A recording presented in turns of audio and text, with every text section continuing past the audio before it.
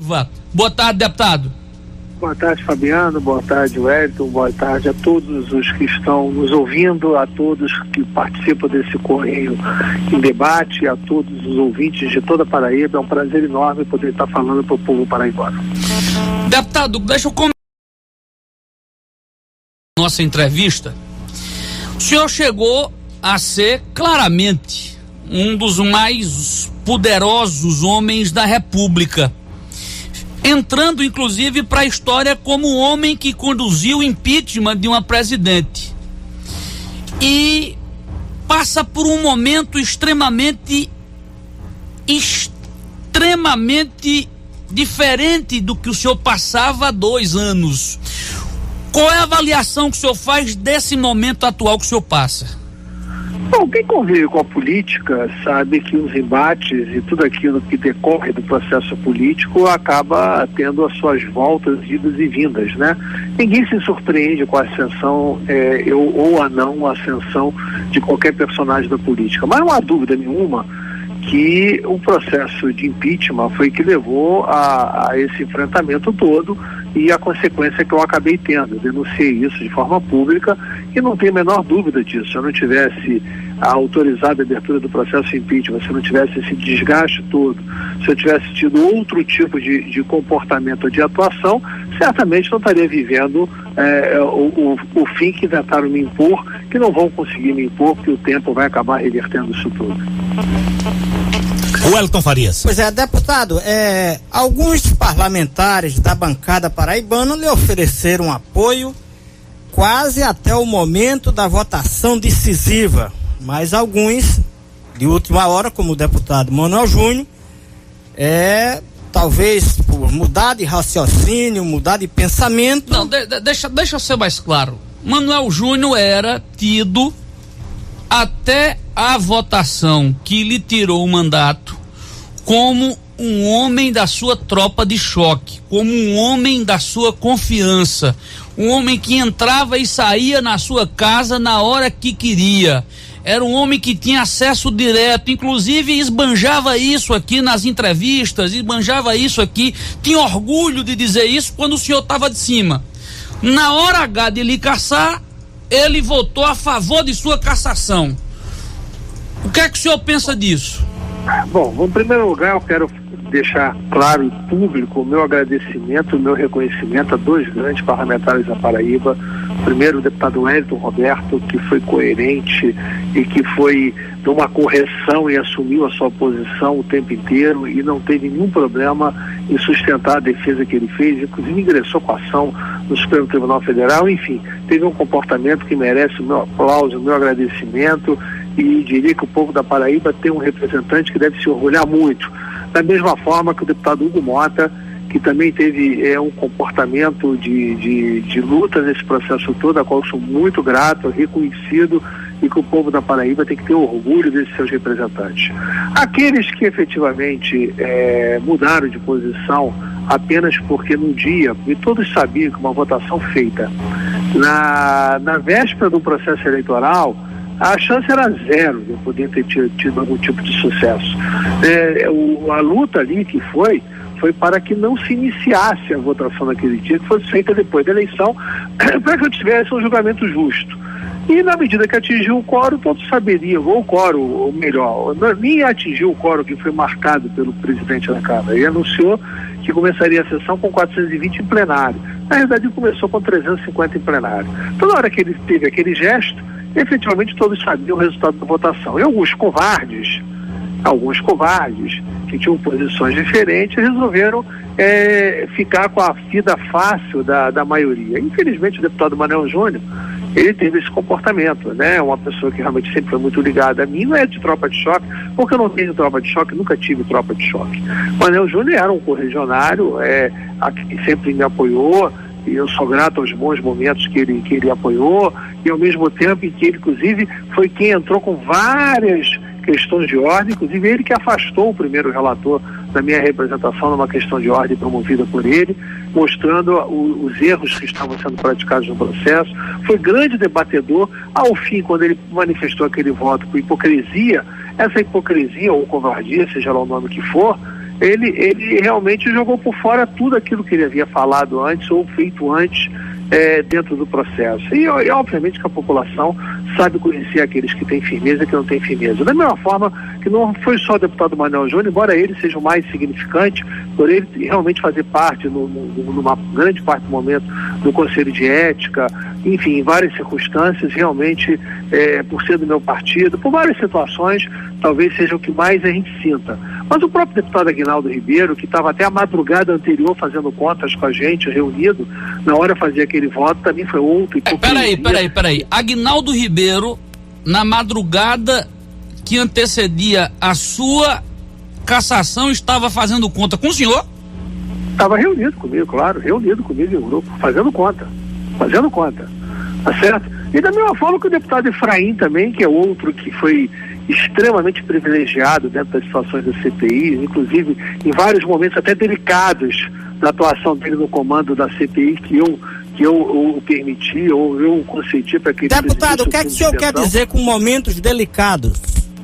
Não, denúncias que vinham chegando de atuações indevidas da CPI, enfim, vários momentos que eu chamei, eu apoiei, acreditando nele e assisti a esse posicionamento dele. Então, esses 3 parlamentares, realmente, os outros, enfim, cada um manifestou sua posição, eu não estou aqui para discutir, não é porque votou contra mim ou que ficou contra mim, é que efetivamente quer dizer que preste ou deixe de prestar, não é isso, não quero colocar nesses termos, que cada um sempre terá os seus motivos, mas o comportamento do Manuel Júnior, que é a atuação do Manuel Júnior, enfim, do Aguinaldo Ribeiro, que foi hipócrita também na sua atuação, e do próprio deputado Efraim, esses 3 eu não posso deixar de realçar para mostrar efetivamente a hipocrisia de muitos, para que o povo do estado deles possam conhecer como se dão as coisas e avaliar bem a atuação deles na hora que forem proferir os seus votos no futuro. A lista da Lava Jato, presidente, é composta por uma centena de deputados e senadores, mas só o senhor chegou até esse destino. O senhor se sente um bode expiatório da Câmara? Todo mundo inocente e só o senhor é culpado? Veja bem, não é nem só questão de lista de Lava Jato. Eu disse isso com muita clareza no meu pronunciamento. Você tem 160 parlamentares que têm um inquérito ou ação penal no Supremo Tribunal Federal. Esses 160 parlamentares estão lá por uma acusação formulada. Se a palavra da acusação ela passa a ser sentença, todos tinham que ser cassados. É isso que eu quis dizer. Tem outros parlamentares aí que respondem a ações penais, inquéritos ou qualquer tipo de denúncia. Então, eles têm um direito ao contraditório, têm a presunção da inocência e outra coisa, não pode o processo disciplinar de quebra de decoro querer repicar a acusação do processo judicial, do processo penal. Então, se você for levar isso a esses termos, não vai, todos têm que ser cassados, não sou só eu, entendeu? Foi isso que eu quis alertar, é o precedente. Na verdade, eu enfrentei uma oposição forte do PT em função, primeiro, dessa situação do impeachment e também de pautas que a gente punha para votar, que eram pautas ideológicas, que o PT era contrário. E a partir daí, quando você faz o levantamento de tudo que aconteceu no período, você vai terceirização, redução de maioridade penal, todas as matérias polêmicas, financiamento privado de campanha na reforma política, tudo isso foi acumulando, o PT entrando com ações no Supremo para tentar me tirar, tudo isso foi acumulando num período que o processo de impeachment acabou sendo, digamos assim, a gota d'água, e eu vi um troféu. Eles queriam a minha cabeça para que o troféu fosse para poder legitimar o discurso que houve um golpe com o impeachment. Essa que é a realidade. Dos parlamentares paraibanos, especificamente, que o senhor falou ainda há pouco, o senhor chegou a ajudar algum deles na eleição, com algum tipo de ajuda? Eu não estou aqui para efetuar denúncia contra quem quer que seja. Eu estou apenas respondendo a sua pergunta, dizendo da covardia que teve o deputado Manuel Júnior, da hipocrisia que teve o deputado Aguinaldo e lamentando a posição do deputado Efraim. Só falei desses três. Mas a pergunta é simples. O senhor, como era alguém importante do Partido Nacional, até oficialmente, o senhor ajudava O deputado Manuel Júnior, por exemplo, uma ajuda legal. Eu não vou entrar nesse tipo de debate, esse tipo de pergunta eu prefiro não responder, entendeu? Esse é um tipo de debate que no seu momento certo, se existir, a gente o fará, mas deputado, não existe esse debate pelo momento. Esse momento certo é a delação? O senhor pretende fazer uma delação? Não, isso não está em cogitação. Eu estou escrevendo um livro sobre impeachment. Isso é que eu estou fazendo, estou trabalhando nisso para poder contar todos os detalhes, todas as conversas, todos os bastidores de tudo que ocorreu com o impeachment. Então esse livro vai sair, presidente? Não tenho dúvida que vai sair. Vai ser um best-seller. Um best-seller. Com relação ao PSDB, o senhor tem alguma mágoa do PSDB? Houve um momento que o PSDB achou que o senhor era importante. Eu não tô aqui, eu não vou destilar nem mágoa, nem ressentimento, nem acusação contra quem quer que seja. Eu estou aqui apenas para responder uma pergunta de natureza política sobre o comportamento de cada um. Eu tenho procurado, ao fazê-lo, se fizê-lo, se em algum momento alguma coisa será especificamente, de forma clara, para todos. Eu não vou utilizar de qualquer mecanismo de lado para fazer qualquer tipo de acusação. Mas o senhor... eu tenho que fazê-la, eu faço de frente. Presidente, o senhor é tratado hoje por parte da imprensa nacional como um homem bomba da República, inclusive dizendo que o presidente Michel Temer lhe teme. É até um trocadilho. O que é fato e o que é boato nisso? Bom, essas coisas, eu já estou habituado a viver no mundo da política, no mundo da fofoca. Eu não posso... Por isso que eu estou tratando, o que o senhor pode dividir, o que é fato e o que é boato, dessa história. De Cunha é um homem bomba, vai detonar Temer. Aquilo que existir de fato, eu sempre trarei a público da forma correta e no momento apropriado e coletivamente. Jamais vai ter alguma coisa por meio de fofoca. Então eu não posso dar curso a fofoca. Fofoca eu não darei curso. Presidente, Temer também foi covarde, presidente? Isso não é um problema do presidente da República, isso é um problema do Congresso. Ali a hipocrisia foi dada de alguns parlamentares, alguma covardia. Quando eu digo novamente, o governo é responsável, sim, pela minha cassação como um todo, quando patrocinou a candidatura da minha sucessão de um deputado democratas que estava alinhado com o PT para me cassar. Ele tinha compromisso, ele teve votos do PT e tinha um compromisso de levar a minha pauta de cassação. Então, quando eu digo que o governo é responsável pela minha cassação, eu digo por causa disso. Então houve promessas do governo de salvá-lo? Não, eu não disse nem que houve promessas do governo de me salvar, nem promessas do governo de me condenar. O que eu disse é que a responsabilidade é do governo, na medida que patrocinou uma candidatura para me suceder, que estava alinhada com esse propósito. Então, na medida que eu apoio e elejo alguém que tem esse compromisso, eu assumi o compromisso também. Foi isso que eu disse e eu repito. Presidente, essa semana o senhor deu entrevista ao Estado de São Paulo e citou o secretário de Programas de Investimentos do governo, Moreira Franco, homem forte do governo Temer e responsável pelo plano de concessões que o governo anunciou essa semana.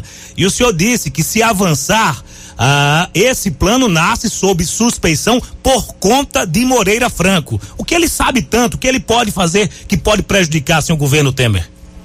Não é que ele saiba, não. O que eu disse é muito claro e eu mantenho tudo que eu disse no Estado de São Paulo. Até uma grande parte até não foi publicado. O que eu disse é muito simplesmente que eu fui responder. Eu estou respondendo a um inquérito em que sou acusado de ter participado de interesses envolvendo a Caixa Econômica Federal, um fundo de investimento da Caixa. Só que quem comandava esse fundo era o Moreira.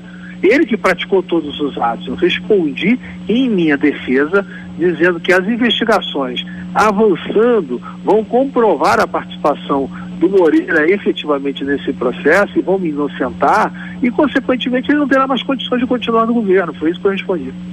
Muito bem, estamos conversando com o ex-presidente da Câmara Federal, o Eduardo Cunha, falando com exclusividade para Paraíba através do Correio Debate e mais uma cadeia de emissoras de rádio.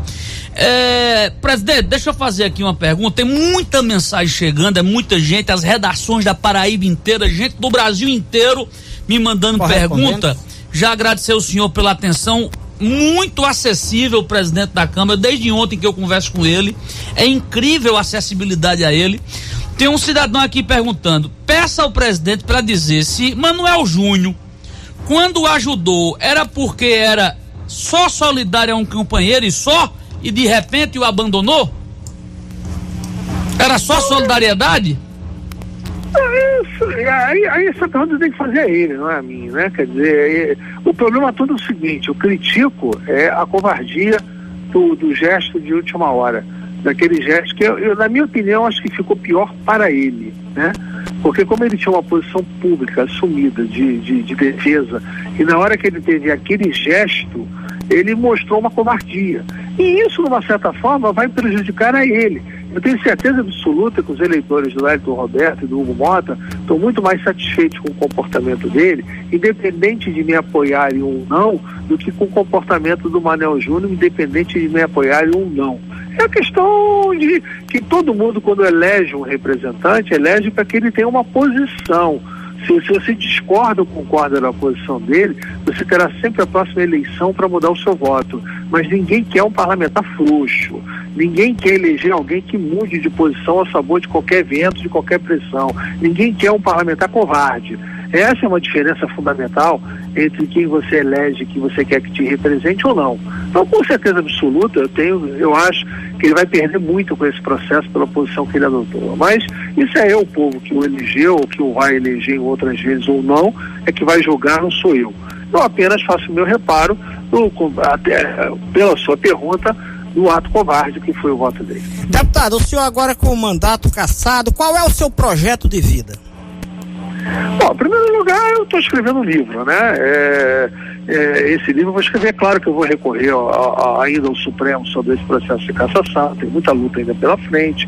Eu acho que ainda vai rolar muita água por esse rio ainda, e o futuro a Deus pertence. Vamos ver o que Deus tem reservado para mim no futuro. Deputado, o senhor tem medo de ser preso?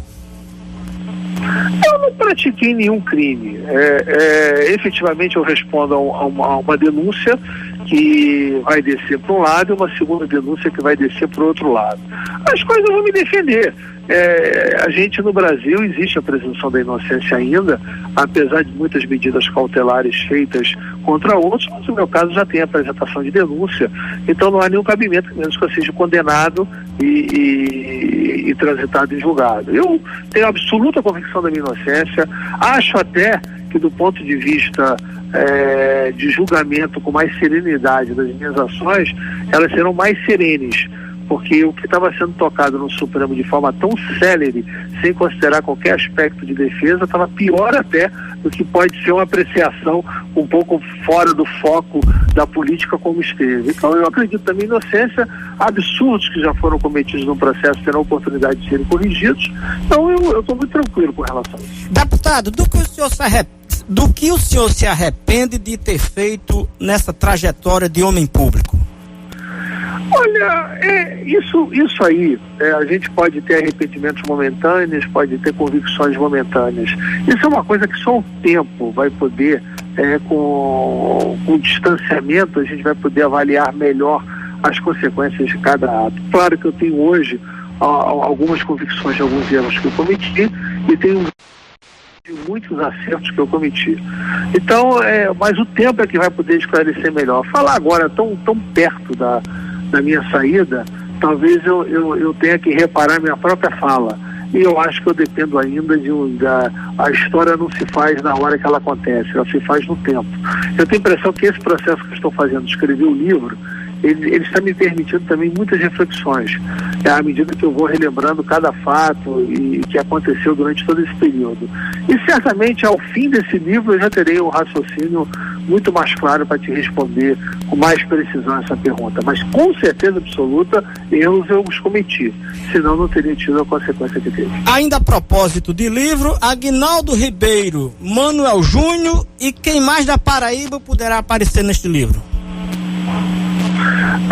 Esse livro, ele não é livro de denúncia contra quem quer que seja, nem trazer aí expectativa que que as pessoas vão ler o livro contando que a gente vai desmoralizar A ou B ou C. Nós vamos tratar de... Esse é um livro de política, que é para fazer um registro histórico sobre tudo que aconteceu no processo impeachment. Todo mundo que dialogou comigo, todo mundo que participou do processo impeachment, em qualquer circunstância, lá estará, mas pela sua atuação no processo de impeachment, ou pelas conversas que tiveram no processo de impeachment, não por outras motivações. Outras motivações, se eu tivesse que fazer qualquer coisa, eu não iria confundir um livro de história com qualquer outro tipo de colocação de outra natureza. Então, não procurem nesse livro achar que vai ser um livro de denúncia contra A ou B ou C, porque não será. Esse livro buscará apenas a colocação histórica do processo de impeachment. Deputado, o que foi que o senhor disse ao Estado de São Paulo que o Estado de São Paulo não publicou?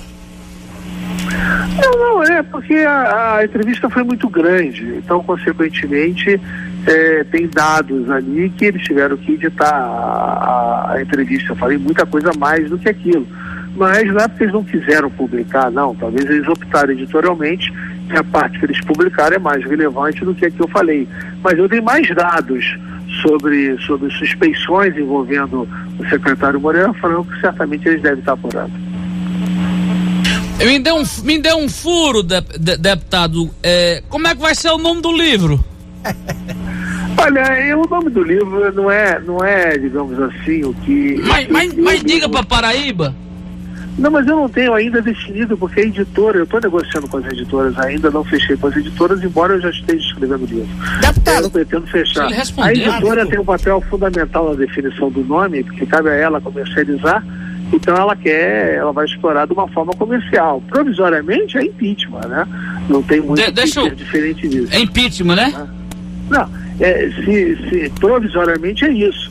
Agora, é claro que na negociação com a editora, ela pode optar por dar um nome diferente ou um subtítulo que seja um chamariz. É um problema de natureza comercial, mas é um livro do impeachment. O livro do impeachment, ele só pode chamar impeachment, né?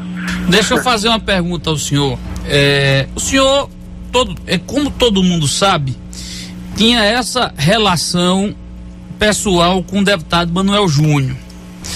Manuel teve que tomar uma decisão para ser candidato a vice-prefeito de João Pessoa. Quando ele foi tomar a decisão de ser candidato a vice, ele consultou o senhor, ele conversou com o senhor? Não. Se tivesse conversado comigo, eu diria que não ser candidato a vice. Eu tenho sentido deputado federal ser candidato a vice, ainda mais que ele era candidato a prefeito e criticava a administração. Se ele criticava a administração, depois ser vice de quem ele criticava, é até uma circunstância que ele deverá ter alguma dificuldade no curso da campanha eleitoral. Então, a mim não falou sobre isso. Ele falou antes, quando estava pré-candidato a prefeito e coisas do gênero, que eu achei até que ele seria candidato a prefeito. Lamentei até ele ser vice naquele momento. Eu não concordaria, né? Não teria sido. Deputado, o senhor recebeu algum tipo de solidariedade do PMDB? O senhor continua no PMDB? Recebeu algum tipo de solidariedade do seu partido? Eu não recebeu nem voto, Vitor. Imagina solidariedade. Vamos deixar ele responder. Mas responda, presidente. Não, veja bem, você tem que considerar o seguinte: aqueles que se ausentaram, eu não tive 10 votos, eu tive 61 votos. Porque os que se ausentaram, nitidamente se ausentaram, porque não queriam deliberar contra mim, e a ausência equivale o voto a meu favor igualmente. A ausência e a abstenção é voto meu. Então, na realidade, eu tive lá 61 votos, não tive 10 votos. Então, ali teve vários do PMDB que não compareceram, teve vários do PMDB que se abstiveram e que votaram não. Então, o PMDB ali contribuiu com esses 61, mais ou menos ali uns 17 ou 18 votos. Então, não posso dizer que o PMDB como um todo concordou com isso. E muitos que votaram ali votaram porque atingiu o quórum pela hipocrisia, a mesma hipocrisia do Manuel Júnior. Alguns outros cometeram essa mesma hipocrisia. E esses hipócritas, alguns que querem mostrar solidariedade, mas eu optei por um caminho. Eu acho que eu não sou solidário à hipocrisia.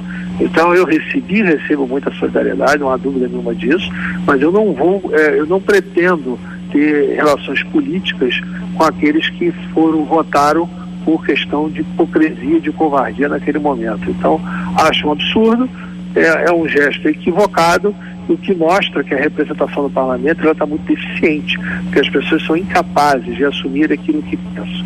Se elas são incapazes de assumir aquilo que pensam... Pode falar.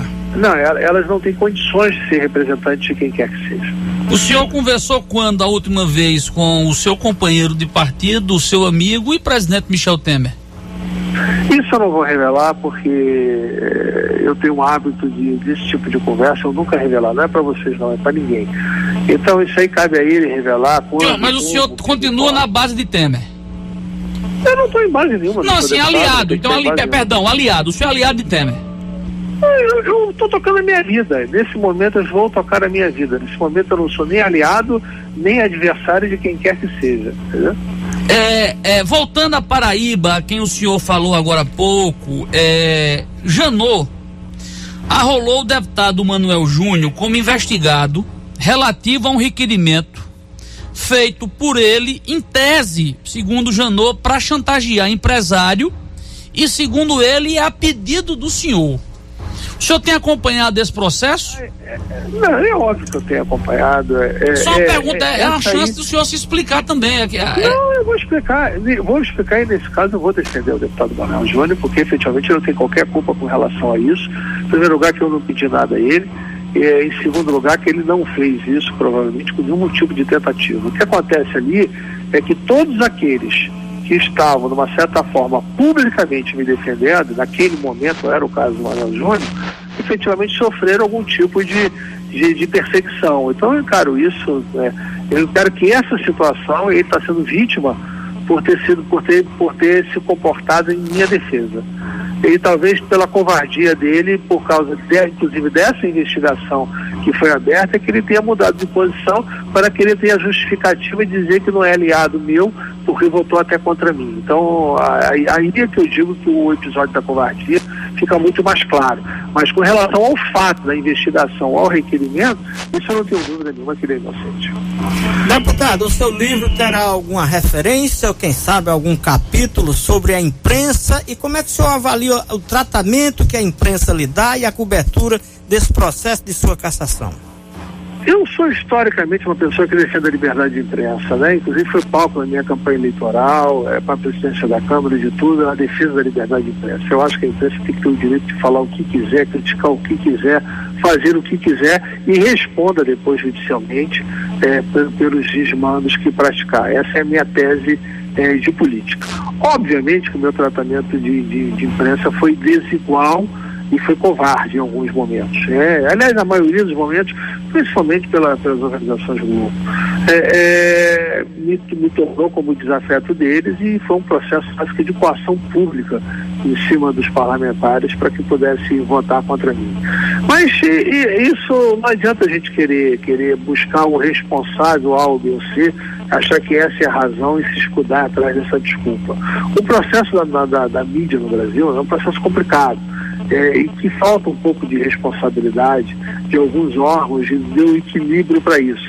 Mas é um processo democrático assim mesmo. Com o tempo, alguns acabarão perdendo muito com isso, alguns serão corrigidos e a gente tem que enfrentar da forma que é, porque pior do que tudo isso é você querer calar a imprensa. Pior do que tudo isso é você querer achar que a imprensa não pode cumprir o seu papel. Então, eu defendo a liberdade de imprensa e continuarei defendendo, apesar de ser vítima dela. Porque o próprio governo, no momento que existia do PT, usou aquela que ele podia comprar para poder me atacar. E depois criou a imagem que criou e, consequentemente, vieram na sombra. E ficou publicamente aquela história, levar a Dilma, tem que levar o Eduardo Cunha para ter o contraponto. É isso que acabou acontecendo, eu fui vítima disso. Mas eu não vou fazer um livro contra ou a favor da imprensa. Eu não vou fazer um livro para atacar a imprensa, eu vou fazer um livro para relatar os fatos. Se eventualmente qualquer fato que eu relatar cruzar com algum fato que envolva a imprensa, ela estará citada, mas não será nada efetivamente para agredir a imprensa. Presidente, o senhor se arrepende de ter colocado em discussão o processo que levou ao impedimento de Dilma Rousseff, uma vez que o senhor diz, olha, derrubamos a Dilma, agora temos que derrubar o Cunha também? Veja bem, essa é a pergunta mais frequente que eu escuto, mas aí tem a diferença dos covardes e dos não covardes. Aqueles que pensam em si mesmo ou aqueles que pensam no coletivo. Eu tomei a decisão que eu acho que foi a decisão correta, dentro de critérios técnicos e políticos que eu entendo corretos, e cujas consequências estavam previamente anunciadas que poderiam ocorrer. e eu não me furtei a tomá-las, mesmo sabendo que eu poderia sofrer as consequências, porque eu fiz o que era correto.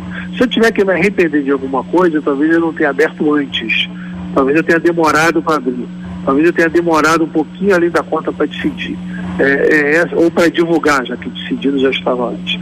Então, efetivamente, se eu tiver um arrependimento, será esse, porque o Brasil, mais do que qualquer outra coisa, está acima de todos nós. E eu tenho que defender o melhor para o nosso país.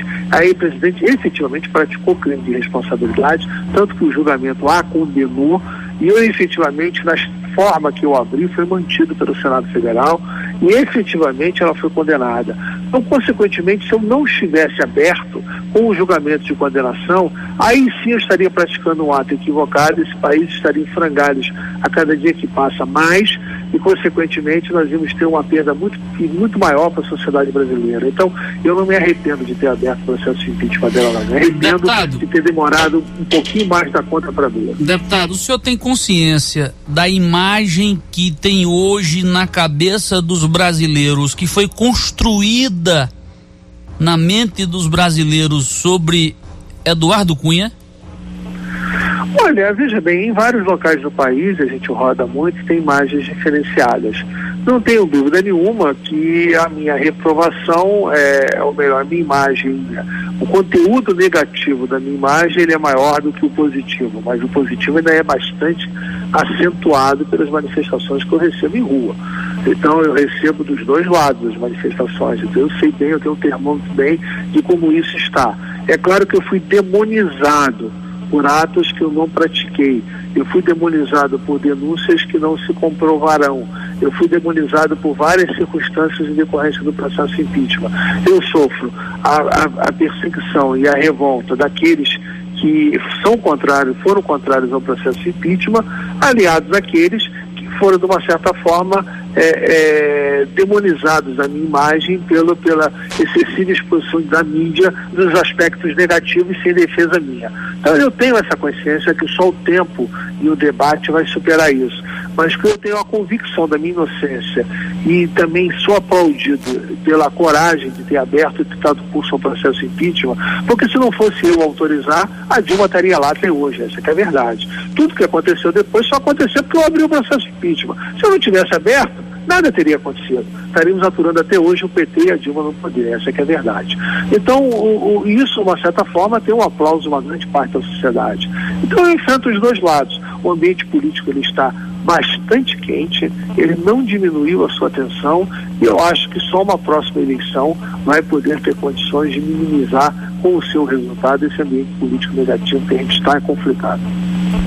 Deputado, por que o senhor demorou tanto tempo a colocar o impeachment para o andamento, dar o start do impeachment? Houve aquela demora, a expectativa. O que é que o senhor estava esperando naquele momento?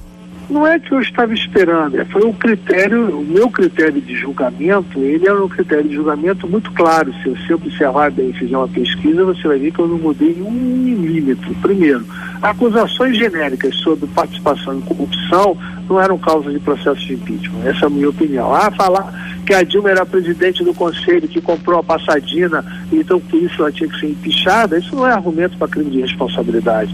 Isso, quando muito, vai ser argumento para uma ação penal que ela não pode responder por atos no início do mandato. Em segundo lugar, o crime de responsabilidade praticado no mandato anterior, ele efetivamente pode ser julgado no próprio mandato? Eu entendia que não. Havia uma discussão muito grande de juristas, até porque essa tese que poderia usar o mandato anterior se deu depois do advento da reeleição. Aí considerava-se que o mandato é continuado. Se eu abrisse o processo de impeachment com acusações de mandato anterior, essa tese certamente poderia ter sido derrubada no Supremo Tribunal Federal e não teria.